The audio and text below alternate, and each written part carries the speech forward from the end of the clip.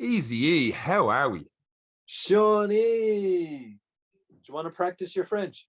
No, not really. I did French for like 1 year back in secondary school back in like the 1970s. It feels like at this stage. So I know coming to Tapel and I can't speak French, but I like the funky music do the talking. Yeah, two people like the reference. you have to nail a few things over here. One is je suis très désolé. I am very sorry. That's when you plow someone over on the slopes, and then afterwards you just say ça va and give them a thumbs up, and then you plow on down the hill. Oh, what's ça va? Oh, you all right? Yeah, or you good? You know, like everything all right? You know, it's kind of like you all right? Yeah. I'd expect a lot of people giving you universal sign language of just the middle finger being thrown at you. Do you know what's mad? Like I haven't done French since the leaving cert, but how much of it stays with you is actually kind of scary. Like you're remembering words. It's just the confidence putting it together. But like even tonight going out for dinner, I was able to order a table for 6 and she was like, I've no room at the inn, and I was like, well, fuck no, I didn't know. Pardon your French. My French wasn't that good, but no, like it just in general, and just having that little bit to understand, they've said this, and I kind of understand what they're saying. Yeah, no, it's pretty cool. Speaking of you in France, I got a notification on my phone there this afternoon while I lay on the couch, and it was like Eric Lawless has uploaded his first Strava activity in quite a while. First in a while or something it says. I can't remember exactly what it is. So obviously you're in France, you're skiing, you haven't been able to train and stuff for the last 28 plus days because you had a lot put on your mind, I suppose, for lack of a better term right now. How you getting on? Oh, it's not a ski holiday, it's a ski camp. A ski camp. What do you mean? Yeah. What do you mean? They're just, everyone else is so good at skiing, and I am so average, and they're like absolutely booting it down the hill, and like they're all just like do their phones out recording themselves, and I am fighting for my life from the top of the mountain to the bottom. No, I'm not bad. I can get down and I can hold my own, but yeah, it turns into, like, especially in the evening time, it turns into the wacky races. Like there's like kids, like I mean, like they must be about 3 years of age, and they're all snaking down. And then you have 95 kilo me just barreling down. I can barely turn. I'm like, get out of the way. I know. Look, I'm probably not giving myself credit. I'm okay. I can manage it, but it's come 3 o'clock. I'm done. Right. I'm done, and they're all like, let's take on the next mountain, and I'm like, no, I'd get into bed right now. Does it take a lot of fitness, a lot of like cardio, or just do you feel more wrecked because you haven't trained much, or do you feel like you're just flying down a hill anyway? It's just hold on for dear life and adrenaline. Not necessarily. Like it's a leg workout and a half. Like by 2 o'clock my right leg just stopped working. Like my right quad was just so tense that you're trying to lift your toe to turn, and it becomes more labored. I actually have to physically think, like lift leg, turn this way. Gotcha. And it's just so labored. Like even like, so today I've done nothing, only sit on the couch for 28 days, right? 4,791 calories on the Garmin today. So that's about the same as what we churn up doing the marathon ish on the watch. So that's intense. All right, so your heart rate is constantly up then throughout today. It's up, and not only that, we're at 3,000 meters, so about 9,000 to 10,000 feet. Yeah. So like we walked up to dinner tonight, and I mean, like, it's 300, 400 meters up the hill, up a few steps. My heart rate was 140 from the hotel to the dinner table. You've done easy runs with less than that. Oh, it's in such a bad way. But yeah, no, I'm very tired now. I'm always tired when I do it, even when I was fit the last time I came. Okay. I'm still tired because it is so different. I haven't been doing it since a younger age, so I started to really learn only in the last couple of years. So it's not something that comes natural. My body position and form and all is not natural. It's all learning. But again, it's consistency, because we came last year as well. So by this, I'd say I'm kind of on a par with where I was on my second to last day last year on my first day, if that makes sense. So there is progress there. Like I took on a few black slopes today. I was kind of like, I didn't realize because the sunglasses were on. I was like, oh, this is blue. And then it was like, you're on a black slope. I was like, oh. Is that just color grading for the harder slope or steeper slope? Is it, or faster slope? Yeah, green. It goes green, green, blue, red, black. So black is best of luck. Right. But yeah, no, like for me it was a little bit scary, but yeah, no, it's because you just don't know what's around the next hill or over the next little, it looks like a cliff edge, and then you get there, it's like, oh, it's not so bad. But yeah, definitely challenging. It's definitely tough on the body. I took a bad fall on the way home, actually. You've fallen already? Yeah, well, look, I have a rule: don't fall before 12. And we were getting off a ski lift, and there was a snowboarder beside us. I'm gonna say no more on the snowboarder. But anyway, we were getting off the lift, and on the ski lift, top of this hill, once you get off the top, like there's big red barriers, danger, danger, danger, like turn right. So if you don't turn right, you're off the edge of the cliff. He is on the immediate right of the ski lift. Then it's me, then it's Katie's dad, then it's Katie, who's on the furthest to the, or closest to the cliff. So anyway, we get off the ski lift. Everyone's like, okay, turn right, turn right. Snowboarder cannot turn, continues to go straight, cuts us off, plows through me. I plow through Katie's dad, and we are literally at the barrier on the cliff edge because your man didn't turn right. I was like, oh my God. So there's little moments like that you're like, so that was the first time I fell. And then after lunch, about 2:30, 3, I was tired, and you're just prone to mistakes, especially at my level. Like the rest of them get away with it, but yeah, it was about 5 or 6 falls on the way home, and I got lost and everything. I was on my own, but yeah, it was I took a bad one. I was coming at a bit of speed, and then it was like a bit of a ski school in front of me, and then people just decide to stop because they get scared and stuff, and I haven't got the facilities to turn as quickly as other skiers. Right. It was just like I just had to commit to death. So I just tried to get around them and knew I was going to fall. I hit this mogul. It was a big one. Got air time, and when I hit the ground, do you remember in the American football days? Remember when you got that hit and you'd feel your neck crunch, and you just go, oh. Well, anyway, I hit the ground and I felt that kind of whiplash crunch, and I was like, oh. And then after that, then I was like, yeah, that was a bad one. And just climbed. The worst of it all is not actually the fall. Yeah, okay, yeah, it was a little bit, but it's my skis were still on. I'd nearly rather they weren't, because then you have to try and get back up while your legs are under you. And they're supposed to break off easy though, no? Yeah, it depends on what angle to come off. They're kind of, it's based off your weight, so it depends on the pressure that's put on them and they come off. But like I didn't fall in terms of like my leg sideways. I just kind of fell back on myself, if that makes sense. Right.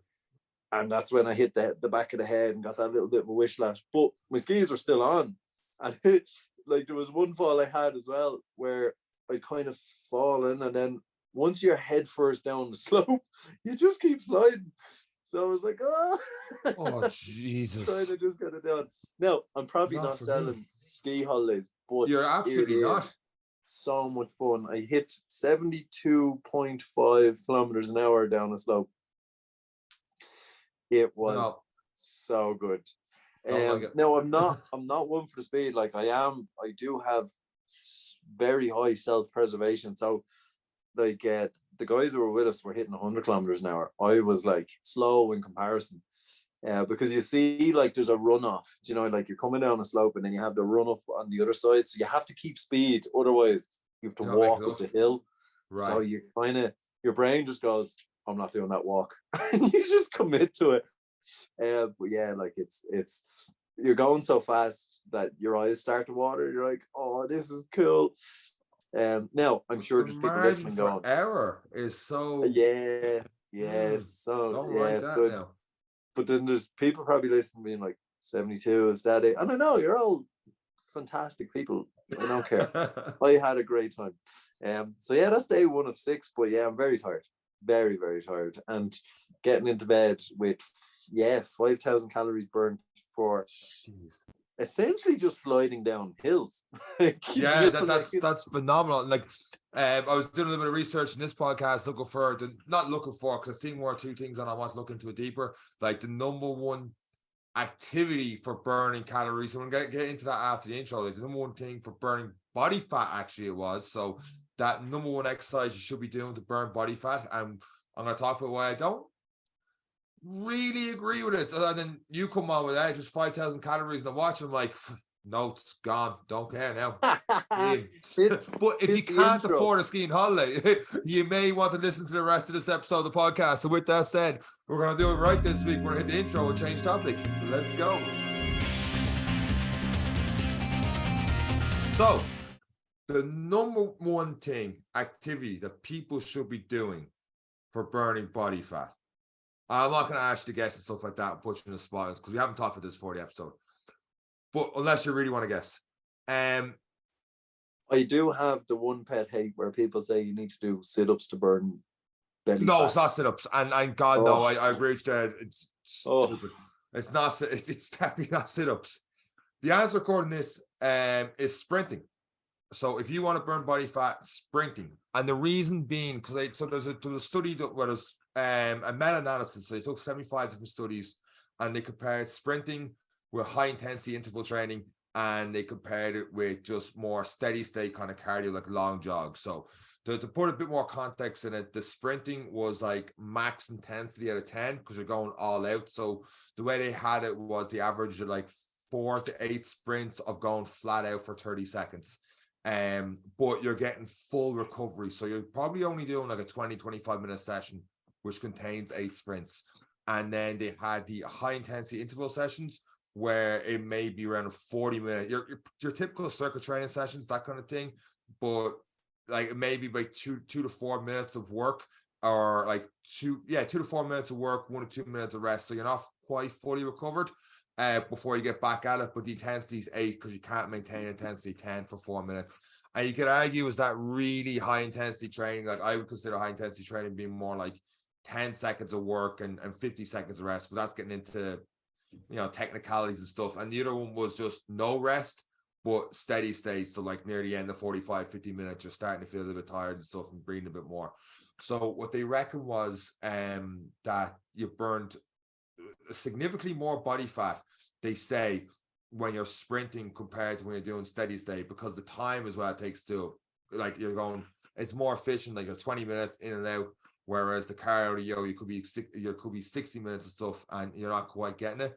And that the high intensity interval training was somewhere in the middle. So if you want to do something, and you're seeing different random articles from typical clickbait sites, like just go out and sprint.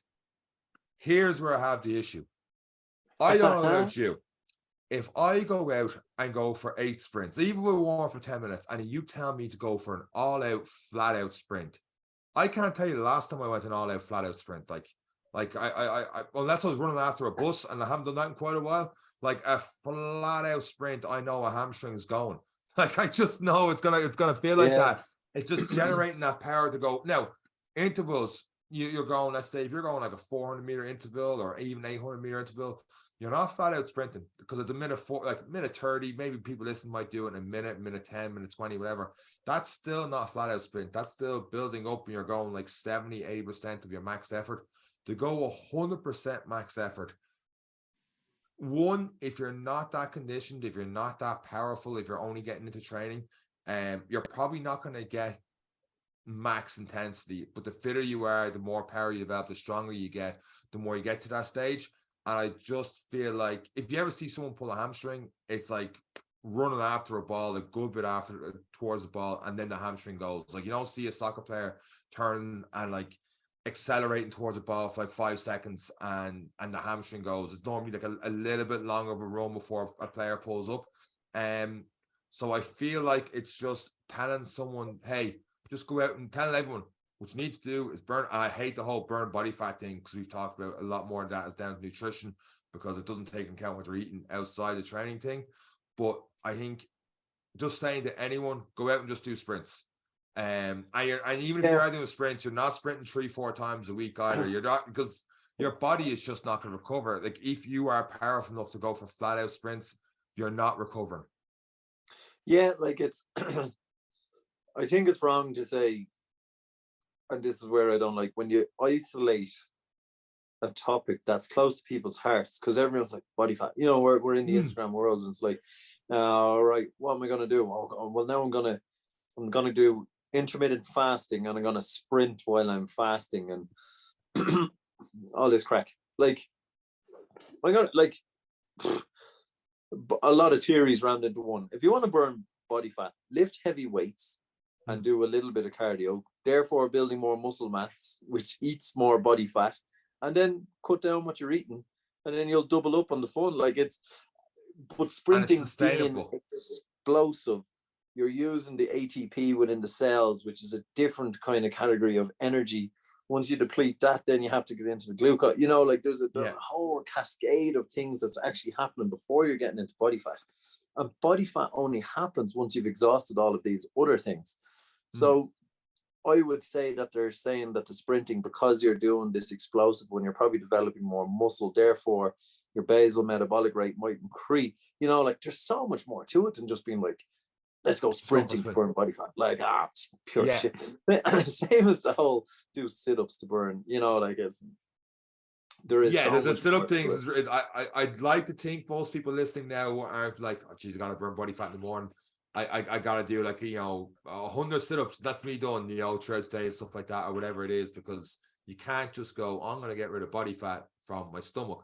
But just to go back, even if you're like, I do want to do more, like if I want to do more sprinting or start incorporating sprinting, I would do it like once a week, and I wouldn't go 100% flat out. I'd probably go like, I'd build up for a good 10, 15, 20 minute warm up, and maybe I'd keep I wouldn't be sprinting the length of a pitch. I'd probably just do like 10 meters or 20 meters. So you're at that point where you're trying to go fast and you haven't hit your max speed yet before you have to slow down because you've hit the 20 meters part. Two other ways that I probably prefer to do it for people just getting in, if they do want to go, you know what, I want to get more sprint and just get stronger and stuff, would be hill sprints and using a sled. I love using a sled because you can load it up. You can put so much weight on it, and you're not going to pull a hamstring doing it. The worst thing that's going to happen is that sled doesn't move, and you're just dead dog tired. You drop your knees like, this thing is too heavy, it's too hard, and you get to build up that way. It's just a lot safer than when you see people flat out sprinting, being like, something is going to happen unless you're really in tune with even still, like pro athletes all the time. Like I think Usain Bolt's last race, I could be wrong, one of his last race, he pulled the hammy at the very end of it. Like, it's just, but you've seen it, he didn't pull the hammy the first 30-40 meters. Now someone's gonna be like, he actually did. I think it was nearer to the end of it. I really hope I was in the podcast. I think it was near the end that they pulled it. I don't want to be wrong on this one. I think near the one. I think it was in the 200 meter he did it. Oh, was it 200 meter? Yeah, I think so. And as he was turning on to the final 100, I think that's where it happened. No, my point is, it's fairly into it. It's not at the very start. So if you are doing the very short sprints, and then 6 to 8 of them, but you get your full recovery as well. So going back to the study, it's like, it's a 10 out of 10 on the effort, building up to a 10 out of 10 on the effort after a couple of weeks. But then you're getting full recovery before you go again, because you're like, you talk about ATP stores, stuff like that again. It takes a while for them to build back up. If you're going to go for a full sprint, 30 seconds, and 30 seconds you think you're going for a full sprint again, you're more than likely not. You're not. There's no way that speed's the same. There's no way you're going all out. Even going all out for 30 seconds is a long time. Like if you look at 100-meter sprinters, they're like, it looks like for example, you see Usain Bolt, it's like he's going fast at the end. It's like, no, he gets his peak speed around the 40-meter, the 50-meter mark. And he's just such a phenomenal athlete that he's able to maintain that for the rest of the 100 meters. And the other athletes are not able to maintain it as long. And he's just able to maintain that max speed, that max velocity all the way through. Yeah, just like, I suppose, if we break this down into categories, because sprinting, people are probably like, well, I do this in GAN, I do this in soccer, and I do it, like, if you were running, it depends on the distance, obviously, you are trying to achieve and the pace in which you are trying to do it. But I would be more focused on, let's take short distance, right? If you are GAA / sprinter / this, I'd be working on acceleration and explosive power rather than worrying about sprinting for the 30 seconds. I'd be worrying about how quick can you get the feet turning over the first 5 seconds. The power in each step. That would be the power in the step. And that was what I would be training. If I was training a GAA team or I was getting involved, I'd be working on the explosive power, the acceleration, using resistance and stuff over 5 yards, 10 yards. Because at the same time, when we spoke about 80-20 rule, you don't want to be doing 8 30-meter all-out sprints. Like, you could do 5 seconds. You could probably do that 20 times until people got the same tiredness. Yeah. But you've built up that explosive power, which to me is slightly different. And then when you get into the running thing, so even for me with the long distance stuff, sprinting, not interested. Strides, okay, strides, why? Gait analysis. Let's look at how I'm running. Strides will actually increase the form that I'm trying to achieve. That gliding effect as opposed to dragging my heels along the ground, so I'm using strides, which is a faster pace, to try and force my body into a gait that I'm looking to do a run in. So strides is very good. And then you talked about hill sprints as well. So yes, are you trying to sprint up a hill? Absolutely. But what is it doing? When you're going up a hill, you're in slightly more of a natural running position as well. Yes. So you're trying to force that gait while adding the resistance of up a hill, etc.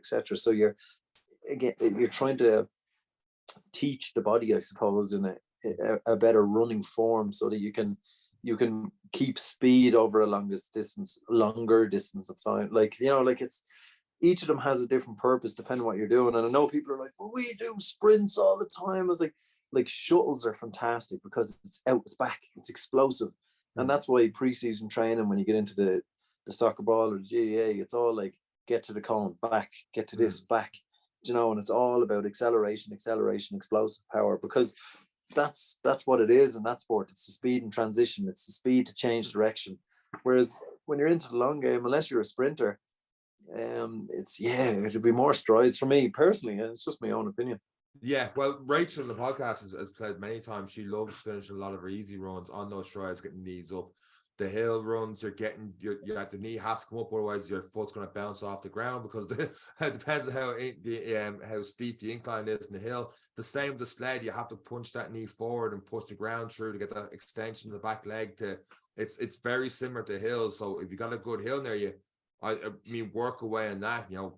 Run up, 20, 30 meters. You're not going to get in that full not full velocity speed like you would on a flat surface, which means that you won't get injured, but you're less likely to get injured doing hill sprints than you are doing flat out sprints. And to your point, I don't think, running wise, I don't think you need it because you're never going to go flat out, like only in the last 10 seconds of a race, and even then you're flat out, then it's probably not going to be a normal sprint. Like, you may feel like you're going flat out, but you're not going as flat out as you would if you were rested leading up to then. So I don't think sprinting is needed for any sort of endurance running, or like any sort of endurance running. I mean, 100 meters and stuff, that's obviously different, but like the 5K and stuff like that, I don't think sprints are great for that. And I wouldn't do sprints just because, you see online this article saying this is the best way to burn body fat. It's like the percentages aren't that much. I think there's a lot more to it than that. I think it's just a very misleading headline to say this. If something ever says on the internet, this one thing will help you burn body fat better than anything else, I would look at it with a question mark on it and go, where are they really going with this? Is it just a clickbait for advertising to get you reading, or is there something? Are they selling the product at the end of it as well? I don't think there's just one thing for everyone. I think as well, I kind of get annoyed with those things, because if people, you have to put yourself in mind that if you're carrying extra body fat, you're probably not too happy with yourself. And then you're looking at this is the best way to do it. You're looking for every solution to try lose it, shed it, get into a better shape. You're living in the Instagram world. You want to be better than everything else. You're just, it's just I don't really like it. I don't like when things are like, this is the best to do this and stuff. It's just it kind of irks me a little bit. And as someone's looking at going, I need to get in shape and stuff, and I haven't done anything in a while, and all of a sudden you read a headline that says, hey, sprinting. It's like, okay, I haven't ran in ages. You know what I'm going to do? I'm going to start sprinting. I'm going to hit the road. I'm going to go as fast as I can for 30 seconds. Good luck to you. That's not going to end well, you know. Yeah, they'd be better off walking and doing a jog every now and again. So it's different stages for different people, and it's just something that like that I'm just not a big fan of. I know you're in France. I know you're feeling pretty tired. You're skiing. You're 4,000 calories. I think I did like maybe 100 today. I've done feck all today. But anyway, before we wrap up the podcast, you left the podcast on a big cliffhanger last week. Well, I've had a few cliffhangers already this week myself. But, no pun intended on my end. But this is a little bit of info. Now, I'm probably going to shoot myself in the foot because anyone in my area that's listening to this, I am probably going to end up fighting you outside an Aldi or something. But there is this new app, or maybe it's not new. It's new to me. It's called Too Good To Go. Too Good To Go. Is that TOO good, or do you have like a two, number two? Let me, TOO, Too Good To Go. It's spelled, properly. There's no phonetics or anything. Sometimes they added that they give. Yeah. So Too Good To Go, like the app symbol is like 3 green kind of ovals in various different shades on a white background. So if you're looking at it, that's what it is. But essentially, what it is so we operate at home. We have a freezer, and there's only 2 of us in the apartment. So most of the stuff we buy, we freeze. Then we defrost as we need. I'll cook the meals. And we're trying our best not to waste food. And what this app is, essentially, is about not wasting food. So as our freezer gets low, we won't buy anything else for the freezer now. We've fairly stocked ourselves up. But as it gets low, we go onto this app. So Aldi stores, and this is the big thing about it. Now, there's plenty of other cafes and stuff that are on it, but Aldi have come on board with this app. So did you ever go into Aldi and see when they're selling things for 30% off? Yeah, I live a student life, man. If I go to these supermarkets, I go straight to that aisle still. She pulls me back. She's like, what are you doing? I'm like, just have it. Yeah, so, well, I can tell you where they all are in menu straight away. It's still good food, and if it's going in the freezer, it doesn't matter. So it's all good. But Aldi used to go to 75% off on the day the item was going off because they just wanted to get rid of it. Right. But they've stopped doing it over the last little while, and I was like, what the hell, me being still living the student life, but I hate wasting food and I always get the best value for it. Like, why would I pay the full price for the mince when I'm getting it? So anyway, Too Good To Go. Basically, you go on the night before and Aldi will, for €4, so $3.99, you get a mystery bag. A mystery bag. So say today I purchase a mystery bag from Aldi in Clane for tomorrow. I show up to the shop at 9:30. They will hand me a bag. I will open the bag. There could be 3 packets of mince, 4 bits of chicken, a bit of pasta that's probably going off, 2 wraps, whatever. Anything that was going off. Yeah, it's a mystery bag. Anything that was going off that day is in a bag and is handed to you. And if you operate on putting your food in the freezer, or you've got people at home, you can get like, I think we got €30 worth of food for €4. So there's no like levels to this. It's just like €4. Everything could be in this bag, as long as it's almost out of date that day. Yeah, it could be a pan of bread. Now we got, I think it was lamb chops, and we got mince. We got fancy Angus burgers with bacon and cheese. We got fresh pasta sauces. We got like, you get your random stuff. We got the falafel wrap that was going off that day. I was like, oh, right, no, we're not really into that one. Yeah. So like it's more hit and miss, you're saying. It has been for you. But it's more hit and miss because even like the packet of burgers we got were €4 on their own. So just by buying this bag, like anything more than burgers was a bonus because you were still getting them for a decent price, So like anything extra was just fantastic. But I'm just having a look through here. There's Starbucks in Liffey Valley. There's Offbeat Donuts, and now they're $5.99. So Starbucks is $4.99. Offbeat Donuts is $5.99. And you just get a mystery box. You could get, I don't know, 12 donuts. You might get 3 donuts. I don't know what they're going to give you. A lot of coffee shops and stuff. So at the end of the day, when they're not selling their cakes or their whatever, I'm not telling. This could be a bad road. I've just seen the road they're going down there now. Yeah. But no such thing as bad food and all that, but sure, you're feeding people cakes and stuff every single day for dinner. They're going to have so much energy and feel good in them to go sprinting after this. So we're telling people all the good stuff to be doing today. Sure, eat the cakes, you'll burn the fat off sprinting. Oh, God. There's a butcher's Nace, and they do a surprise bag for $4.99 as well. So, like, my point, like, if you're clever about how you're managing your food in your home, especially with the use of a freezer, like it's no issue to us to go in and just have a look at the mystery bag, because it's gonna like go straight into the freezer, and we will use it at some point, because that's how we do it. We'll do our shop, and then we don't buy anything bar the perishables, the fresh breads or the fruits and stuff week by week. Everything else is bulk bought, and then we just try and eat everything or come up with a meal or whatever that week, or each day. But yeah, so too good to go. I'd recommend everyone have a look at it, and especially with Aldi. Just don't pick Klein or Nace or I'll fight you.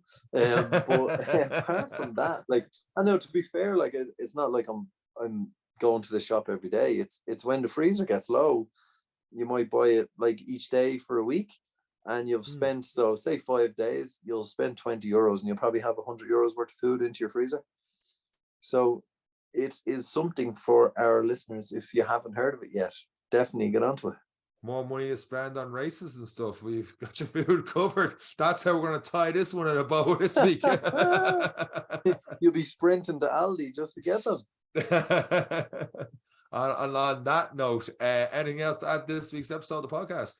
No, that's it. I'll have some more about my ski trip next week, and we might talk a little bit of marathon talk next week. Who knows? Right, fair enough. Well, take it easy. Don't start falling again, all over the shop over there. And enjoy yourself the next couple of days of France. The rest of us will do whatever. God knows we'll listen to this podcast. Someone's going to say, like, 3 in the morning, I don't know what I'm doing. It's like a marathon. All right, Brandon, now I'm tired. I need my bed. So, enjoy yourself. Next few weeks. That's it for myself and Aaron. Take care. Bye-bye.